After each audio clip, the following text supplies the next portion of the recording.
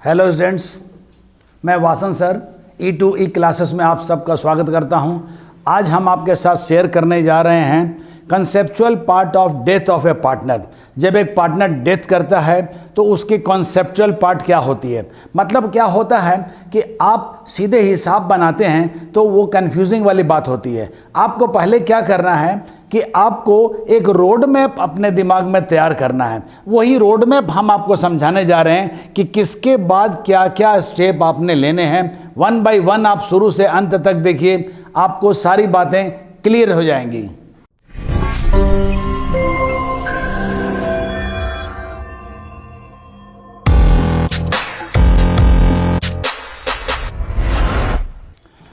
तो जब भी कोई पार्टनरशिप फर्म में एक पार्टनर की डेथ हो जाती है तो वो पार्टनरशिप, वो जो एग्रीमेंट होता है वो वहीं ख़त्म हो जाता है। इसके बाद जो कंटिन्यू करना चाहते हैं पार्टनर, उनके बीच एक फ्रेश एग्रीमेंट होगा और तब ये नई पार्टनरशिप एग्जिस्टेंस में आएगी और तब ये आगे चलेगी। तो ये सीधी से बात हो जाती है, पार्टनर डाइज। जब भी कोई पार्टनर मर जाता है तो existing partnership comes to an end, वो ख़त्म हो जाएगी। और जो कंटिन्यूइंग पार्टनर हैं वो उनके बीच में क्या होगा, एग्जिस्टेंस बिटवीन कंटिन्यूइंग पार्टनर। तो वो एक नया एग्रीमेंट उन लोगों को आपस में साइन करना होगा। और the executor of deceased partner, executor मतलब क्या होता है कि एक लीगल जो उसका उत्तराधिकारी होगा। कोई भी पार्टनर या कोई भी आदमी डेथ कर जाता है तो उसके मरने के बाद उसके विल में जो कुछ भी लिखा हुआ है उसको एग्जीक्यूट करने के लिए एक लीगल हायर को अपॉइंट किया जाता है। वही आदमी उसकी सारी पेमेंट को डील करेगा, समझेगा, पूरी स्टेट के काम काज को निपटाएगा। तो उसमें जो एग्जीक्यूटर ऑफ डिसीज्ड पार्टनर होगा उसको ये सारी चीजें दी जाएंगी। जो पार्टनर मर गया है तो क्या क्या दी जाएंगी, balance in capital account of deceased partner on that date, उस दिन उसके कैपिटल में कितना बैलेंस था ये उसको दिया जाएगा। और उस फर्म में उसका गुडविल का जो शेयर होगा ये भी उसको दिया जाएगा। और अनडिस्ट्रीब्यूटेड प्रॉफिट या लॉस ये भी उसमें उसको शेयर मिलेगा। और revaluation of assets, reassessment of liability भी की जाएगी, उसमें भी उसको शेयर दिया जाएगा। और share in profit till date of death, last balance sheet से लेकर के मरने के दिन तक जो फर्म चली है और वहां जो प्रॉफिट हुआ है उसमें भी उसको शेयर दिया जाएगा। और अगर क्वेश्चन में ये बात भी बोला गया है कि इंटरेस्ट ऑन कैपिटल दिया जाएगा, salary till date of death दी जाएगी, तो ये सारी चीजें टोटल करने के बाद उस एग्जीक्यूटर को ट्रांसफर की जाएगी और जैसा क्वेश्चन में बोलेगा उसको उस तरह से पेमेंट किया जाएगा। अब क्या क्या एडजस्टमेंट रिक्वायर होते हैं अगर कोई पार्टनर मर जाता है तो क्या क्या चीज़ हम लोगों को निकालनी पड़ेगी। तो वन बाय वन उसको देखते हैं कि determination of new profit sharing ratio and gaining ratio. जो पार्टनर कंटिन्यू कर रहे हैं उनका नया प्रॉफिट शेयरिंग रेशियो क्या होगा, वो क्या एग्री करते हैं, और उनका गेनिंग रेशियो क्या होगा ये निकालना होगा। Accounting treatment of goodwill, goodwill में जो डिसीज कर गया, जो पार्टनर मर गया है उसका कैसा हिस्सा निकालेंगे, उसका ट्रीटमेंट क्या होगा। Accounting treatment of undistributed profit and loss, ये सारी चीज़ें आपने एडमिशन के टाइम में, रिटायरमेंट के टाइम में की हुई हैं, लेकिन बार बार उसको रिपीट करने से क्या होगा, आपके दिमाग में सारी चीज़ें बैठेंगी। Revaluation of assets and reassessment of liabilities, इसका ट्रीटमेंट कैसे किया जाएगा। Share in profit till death, इसको कैसे निकाला जाएगा। सैलरी और interest to partner till death, determination and settlement of amount due to executor of the deceased partner. अब क्या है, सारी चीज़ों को हम निकाल लेंगे कि कितना उसको देना है, फिर हम लोग क्या करेंगे, उसकी एग्जीक्यूटर का अकाउंट को हम लोग कैसे सेटल करेंगे, वो बातें भी हमने देखनी है। और अगर कभी कभी क्वेश्चन में ये बोलता है कि कंटिन्यूइंग पार्टनर अपनी कैपिटल को भी अब एक नए तरीके से एडजस्ट करेंगे, तो capital adjustment of remaining partner ये तभी होगा जब ये क्वेश्चन में दिया होगा, अथवा इसको आपने नहीं करना है। अब वन बाय वन हम लोग देखते हैं। तो सबसे पहले देखिए क्या है, determination of new profit sharing ratio. तो ऐसा भी हो सकता है कि क्वेश्चन में कुछ बोला रहे, कुछ इंस्ट्रक्शन रहे और या कुछ ना बोला रहे। तो if nothing stated about new ratio in the question, अगर कुछ नहीं बोला गया है तो जो कंटिन्यू करने वाले पार्टनर हैं वो अपना ओल्ड रेशियो में ही शेयर करेंगे। मतलब जो पार्टनर मर गया है उसके शेयर को वहां से हटा दिया जाएगा और जो बचे हुए पार्टनर हैं उनके सामने जो रेशियो होगा वही उनको दिया जाएगा। ये सारी चीजें आपको एक क्वेश्चन से क्लियर हो जाएंगी। A, B and C are partners sharing profit and loss in the ratio of 3:2:1 और बी डाइड, बी मर गया है, और calculate new ratio and gaining ratio. तो यहां पर देखिए अदरवाइज कुछ भी नहीं बोला गया। When partner dies and nothing stated about new ratio then the continuing partner will share the future profit in their old ratio. और यहां पर क्या होगा, गेनिंग रेशियो और न्यू रेशियो इक्वल होगा। देखिए यहां पर 3:2:1 है, तो ए है, बी है और सी है। तो यहां पर 3/6 ये ए का था, 2/6 ये बी का था और 1/6 ये सी का था।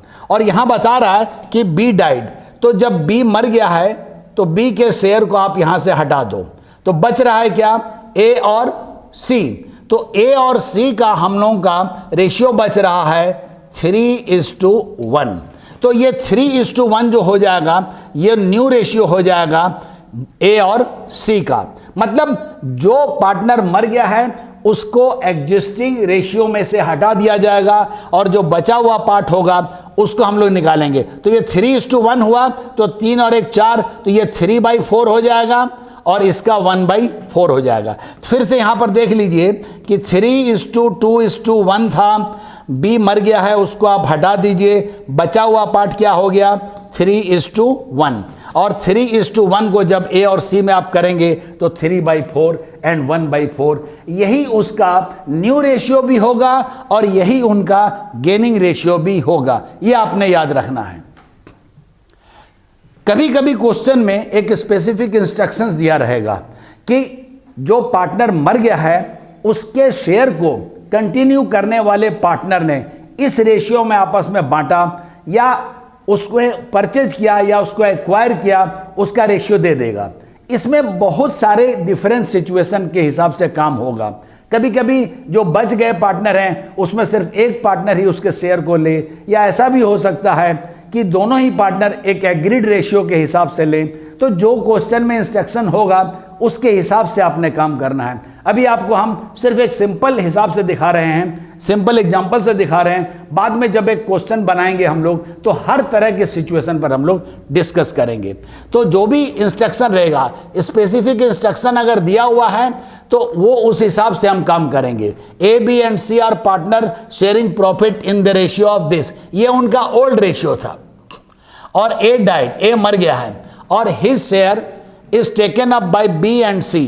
तो बी और सी ने ए के शेयर को लिया है किसमें, 3:2 में। मतलब जो ए का हिस्सा था उसमें से 3/5 ये 3:1 ये हो गया 3:5, तो ये 3/5 लेगा आपका बी और 2/5 लेगा वहां सी। तो ये क्वेश्चन में जो इंस्ट्रक्शंस है उस तरह हमने काम करना है। अब हमको क्वेश्चन में क्या मांग रहा है, गेनिंग रेशियो निकालने बोल रहा है और न्यू रेशियो निकालने बोल रहा है। तो सबसे पहले आप ओल्ड रेशियो को लिख लीजिए, A:B:C 3:1। ये ओल्ड रेशियो था जिसमें ए का शेयर कितना था, ए का शेयर था 3/6, 3 2 5 और 1 6 है, तो ये 3/6 ए का था। अब ए के जो शेयर को बी गेन कर रहा है, तो बी किसमें कर रहा है 3/5, तो B gains 3/5 of A share. और ए का शेयर कितना था, ए का शेयर था 3/6, तो देखिए ए का शेयर 3/6 है और उसमें 3/5 ले रहा है कौन, ए बी। तो ये जब हम लोग कैंसिल करते हैं तो 9/30 या उसको कैंसिल करके 3/10 भी आप लिख सकते हैं। तो बी का गेन कितना हुआ 3/10, सी का गेन कितना है 2/5। यहां बोला ही हुआ है कि उस रेशियो में वो ले रहा है, तो 2/5 ऑफ एज, तो इसका भी वही होगा 3/6 इंटू 2/5। जब इसको हम लोग कैंसिल करते हैं तो 6/30 या 2/10। अब गेनिंग रेशियो जो हुआ ये 3/10 और 2/10, तो 3/10 gaining ratio and B and C. तो ये 3/10 यहां पर आ गया, 2/10, 10 को आप अगर कैंसिल करते हैं तो 3:2, इसको आप 3/5 और 2/5 भी आप बोल सकते हैं। अब हमको निकालना है कि न्यू रेशियो क्या है। तो न्यू रेशियो कैसे निकालेंगे? जो बी का ओल्ड रेशियो था और जो उसने गेन किया है ए के शेयर में से, उसको दोनों को जोड़ दीजिए। तो बीज new ratio will be old ratio plus gaining ratio. तो उसका ओल्ड रेशियो कितना था? 2/6। उसमें उसने गेन कितना किया है? देखिए ये 3/10 उसने गेन किया था, उसको आप जोड़ दीजिए, ये 19/30 हो गया। उसी तरह सी का जब निकालिएगा तो उसका 1/6 था, उसमें ये 2/10 आप जोड़ दीजिए तो उसका हो गया 11/30। और जब ये 30 आप कैंसिल करोगे तो उन लोगों का न्यू रेशियो हो गया 19:11। ये सारी चीज़ें आपको क्वेश्चन के इंस्ट्रक्शंस के हिसाब से करनी है। आपने दिमाग में यही रखना है कि जैसा क्वेश्चन बोलता है वैसा आपने करना है। अब अकाउंटिंग ट्रीटमेंट ऑफ गुडविल के बारे में हम लोग आते हैं। ऐसा भी हो सकता है कि ओल्ड बैलेंस शीट जो दी हुई है उसमें पहले से गुडविल एग्जिस्ट करती है। तो अगर पहले से गुडविल वहाँ एग्जिस्ट करती है तो पहला काम आपने उसको राइट ऑफ करना है। और अगर गुडविल एग्जिस्ट नहीं करती है तो जो गेनिंग पार्टनर है उसको डेबिट किया जाएगा और जो डिसीज्ड पार्टनर है उसके शेयर ऑफ गुडविल को क्रेडिट किया जाएगा। तो पहला सिचुएशन देखिए, when goodwill appears in the book. अगर पहले से गुडविल है तो आपको क्या करना होगा? उसको राइट ऑफ करना होगा। इसको जब आप राइट ऑफ करोगे तो ऑल पार्टनर जो मर गया है उसको भी इसमें हिस्सा देना होगा। तो all partners capital account debit to goodwill, क्योंकि बैलेंस शीट में जो एसेट्स है उसको जब हम कम करेंगे तो हमारा गुडविल क्रेडिट होगा, और जो पार्टनर है उसके कैपिटल को कम करना है तो ये माइनस हो जाएगा और यहाँ गुडविल की अमाउंट माइनस हो जाएगी। तो हमारा गुडविल का पूरा पैसा खत्म हो गया। अब क्या करेंगे? सेकंड, ये एक एंट्री ये वाली हो जाएगी जब ये एग्जिस्टेंस वाला, और सेकंड एंट्री क्या आ जाएगी? Gaining partner.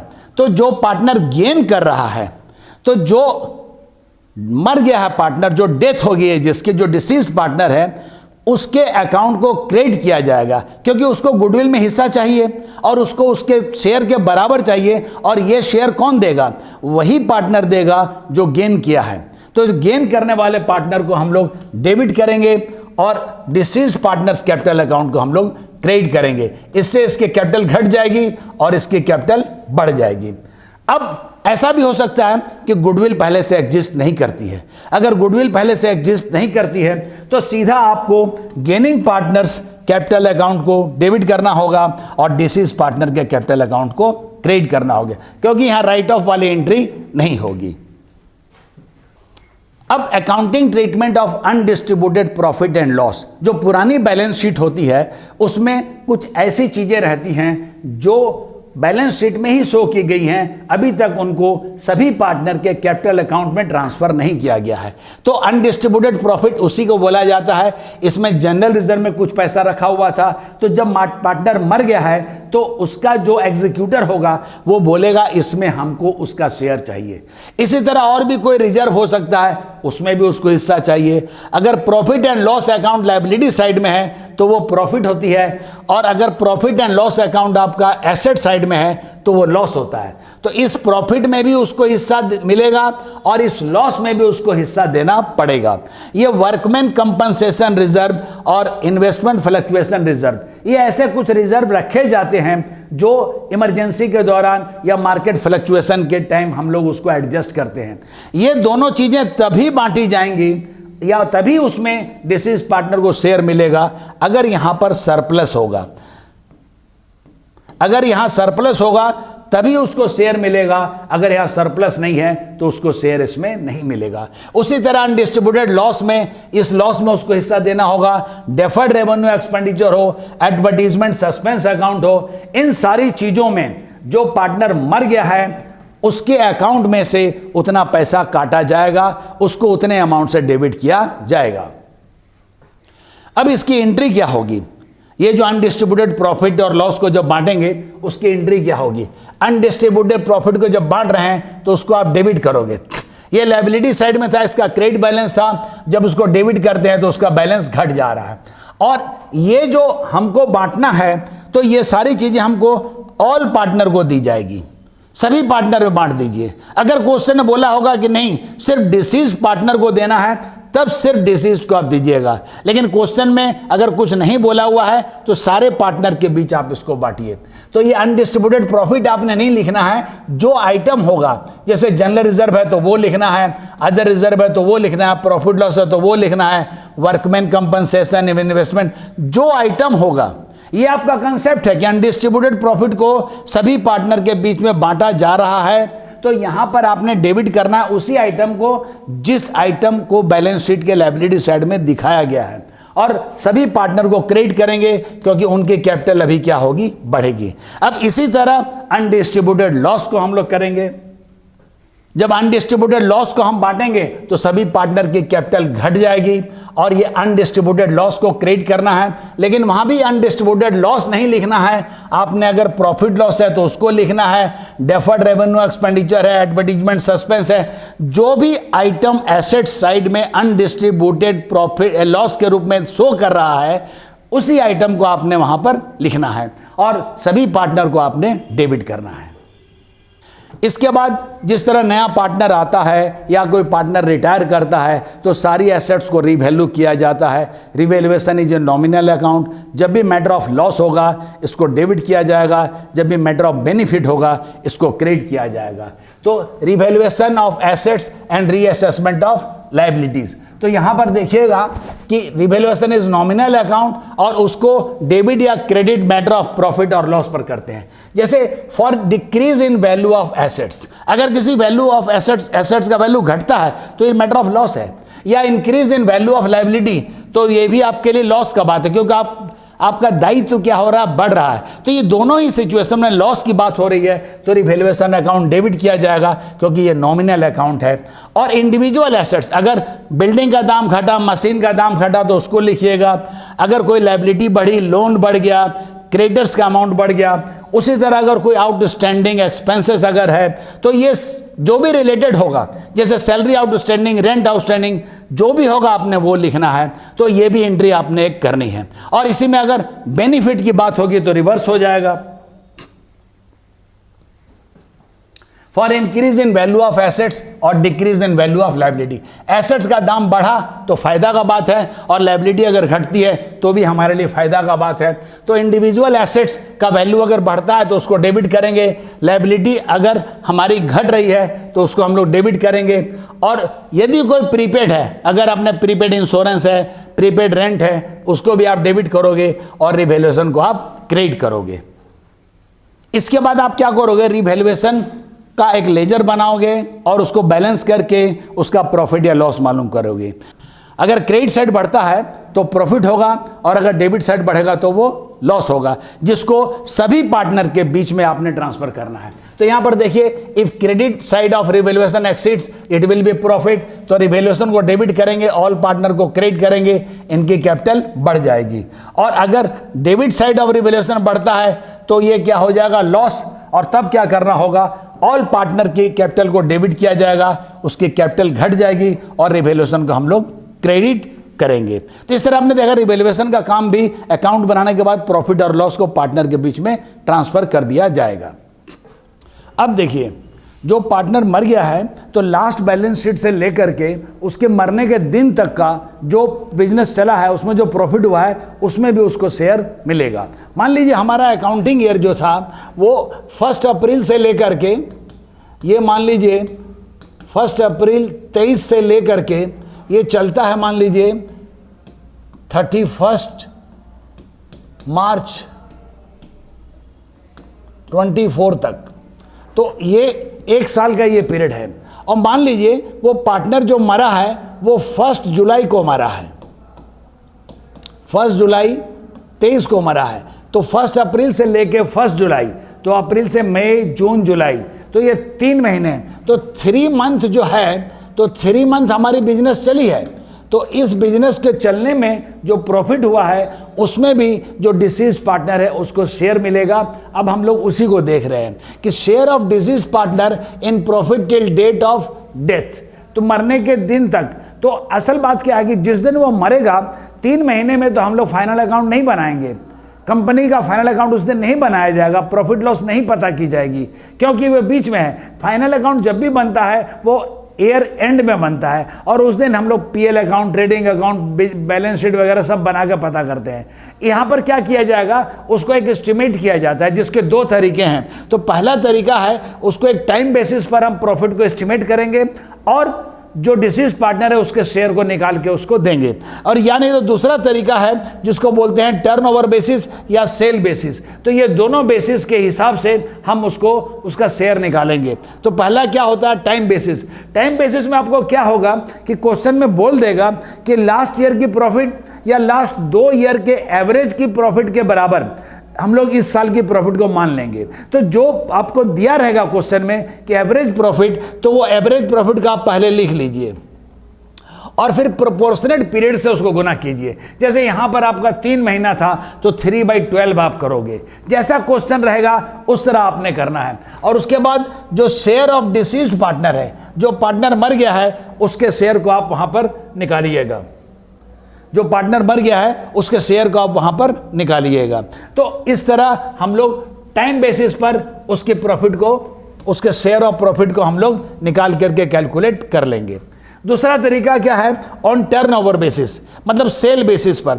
तो क्वेश्चन में ये बोल देगा कि पिछले साल जो हम लोगों का सेल हुआ था और जो प्रॉफिट थी उसका एक परसेंटेज आप निकाल लीजिए और इस साल लास्ट बैलेंस शीट से लेकर के उसके मरने के दिन तक जो प्रॉफिट हुई है, जो सेल हुआ है, उसका प्रॉफिट आप निकाल लीजिए। तो इसके लिए भी एक फॉर्मूला है जिस तरह आपको इजी हो जाएगा। Previous year's sale, previous year's profit, जो लास्ट ईयर के प्रॉफिट है उसको लिखिए और उसको डिवाइड कीजिए लास्ट ईयर के सेल से, प्रीवियस ईयर के सेल से, और sale up to the date of death, मतलब लास्ट बैलेंस शीट से लेकर के उसके मरने के दिन तक का जो सेल हुआ है उसको लिखिए। और ये सारी चीज़ों को जो शेयर ऑफ डिसीज्ड पार्टनर है उससे आप मल्टीप्लाई कीजिएगा तो मरने वाले पार्टनर का share in profit from last balance sheet to date of death निकल जाएगा। ये दोनों ही मेथड से आप निकाल सकते हैं। क्वेश्चन में अगर कुछ नहीं बोला हुआ है, आपको अगर ये इजी लगता है इससे कीजिएगा, ये इजी लगता है इससे कीजिएगा, depend upon the language of the question. अब इसकी एंट्री क्या होगी, जो पार्टनर मर गया है जिस दिन, तो ऐसा क्या होता है जिस दिन वो डेथ किया, लास्ट बैलेंस शीट से लेकर के उसके मरने के तक मान लीजिए 3 महीने का समय था, तो 3 महीने में तो हम फाइनल अकाउंट नहीं बनाएंगे ना, हम प्रॉफिट लॉस अकाउंट नहीं बनाएंगे, ट्रेडिंग नहीं बनाएंगे। तब हम लोग क्या करेंगे कि जो उसको प्रॉफिट में हिस्सा मिलने वाला है, तो इसमें डिपेंड करता है कि जो कंटिन्यू करने वाले पार्टनर हैं उनके रेशियो में कोई चेंज हो रहा है कि नहीं। If profit sharing ratio of continuing partner does not change, अगर उनका रेशियो चेंज नहीं होता है तो अलग तरीका होगा, और अगर उनका रेशियो चेंज होगा तो अलग होगा। तो आपको यहां पहले याद रखना है कि डज नॉट चेंज, जो कंटिन्यू कर रहे हैं पार्टनर उसमें एज इट इज रह रहा है।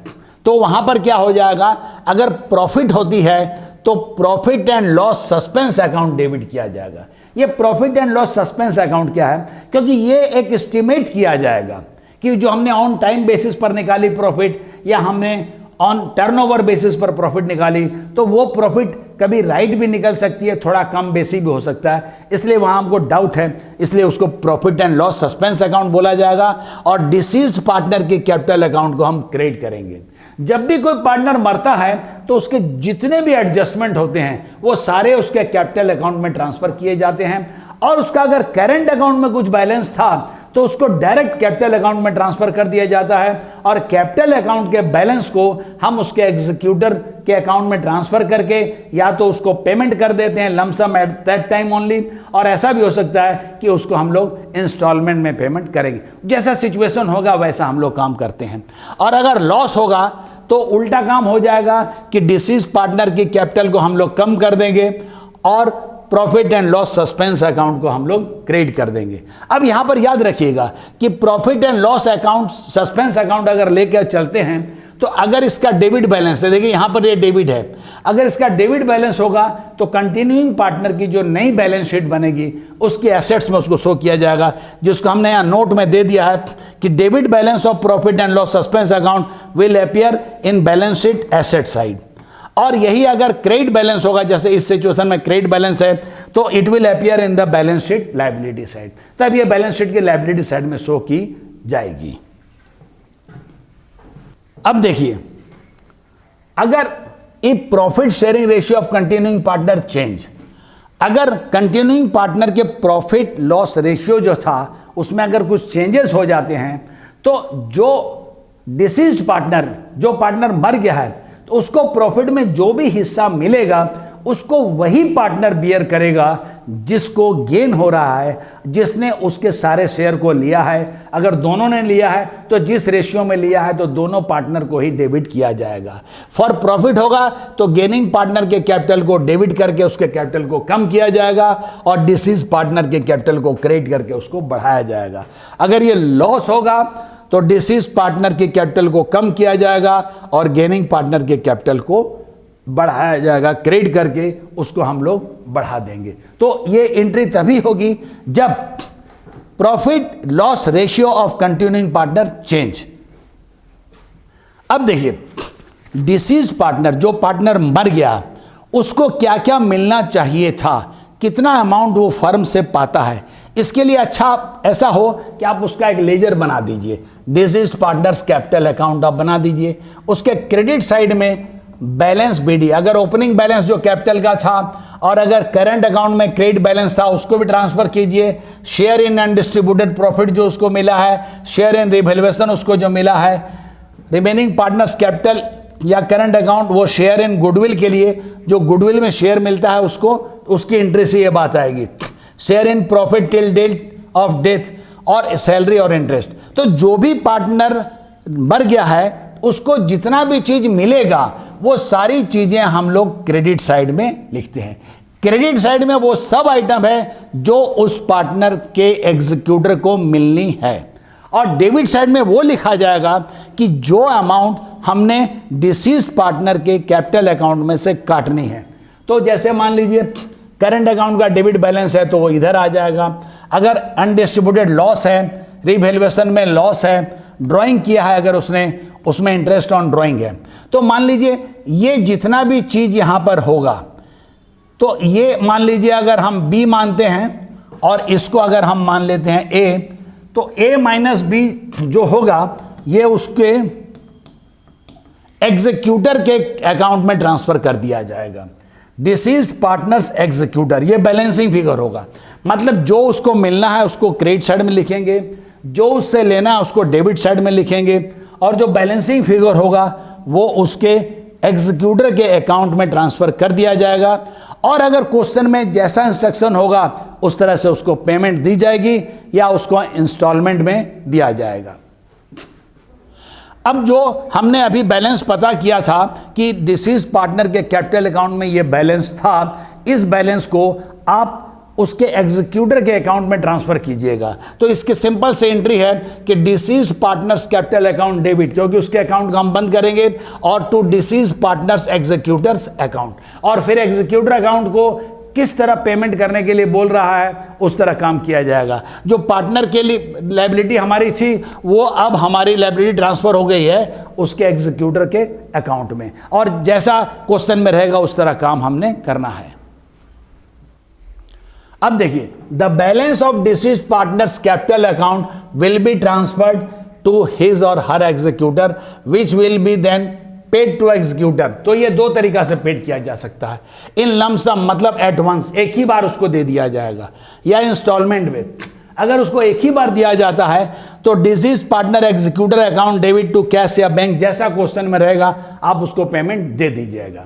और अगर बोला गया कि नहीं उसको इंस्टॉलमेंट में पेमेंट की जाएगी तो आप उसको इंस्टॉलमेंट में पेमेंट कीजिएगा। तो जो इंस्ट्रक्शंस होगा वो हमको फॉलो करते हुए चलना है। जब भी हम उसको इंस्टॉलमेंट में देंगे तो हमेशा याद रखिएगा कि जब लमसम नहीं दिया गया, आज पेमेंट नहीं दिया गया है, बल्कि इसको 6 महीने के बाद, 3 महीने के बाद, 1 साल के बाद या 2-3 इंस्टॉलमेंट में दिया जाएगा, तो जितना भी बैलेंस ड्यू होगा एग्जीक्यूटर को उस अमाउंट पर उसको इंटरेस्ट भी मिलना है। अगर वहाँ इंटरेस्ट एग्रीड किया गया है तब तो ठीक है, नहीं एग्री किया गया है तो 6% इंटरेस्ट उसको आपको देना होगा। और ये हमेशा याद रखिएगा, किसी भी इंस्टॉलमेंट के पेमेंट से पहले आपने उसमें इंटरेस्ट ड्यू की एंट्री करनी है। तो यहाँ पर देखिएगा कि before payment of instalment must pass entry for interest due. तो इंटरेस्ट फर्म ने देना है तो फर्म के लिए एक्सपेंस है, नॉमिनल अकाउंट से इसको डेबिट किया जाएगा, और डिसीज्ड पार्टनर के एग्जीक्यूटर को देना है, वो हमारा क्रेडिटर हो गया, हमारी लायबिलिटी होगी, इसलिए उसको क्रेडिट किया जाएगा। और व्हेन इंस्टॉलमेंट इज पेड, ये पहला काम कर लिया आपने और ये दूसरा काम, when instalment is paid together with interest, तब डिसीज पार्टनर से एग्जीक्यूटर अकाउंट डेबिट कीजिएगा और बैंक से जो पेमेंट किया जाता है उसको आप वहां पर दिखाइएगा। तो इस तरह आपने देखा कि सारी बातें आपकी हमने शुरू से दिखा दी हैं कि कौन कौन से स्टेप होंगे। अब इसके बाद हम क्या करेंगे, एक हिसाब, एक क्वेश्चन को सॉल्व करेंगे और उससे आपको ये सारा कंसेप्ट बहुत क्लियर हो जाएगा। तो देखिए, वीडियो अगर आपको अच्छा लगा होगा, आप अपने पार्टनर के साथ, अपने फ्रेंड के साथ मस्त शेयर कीजिए और इस चैनल को सब्सक्राइब कीजिए, इसलिए कि नया नोटिफिकेशन आपको तुरंत मिलता रहे। All the best to all of you.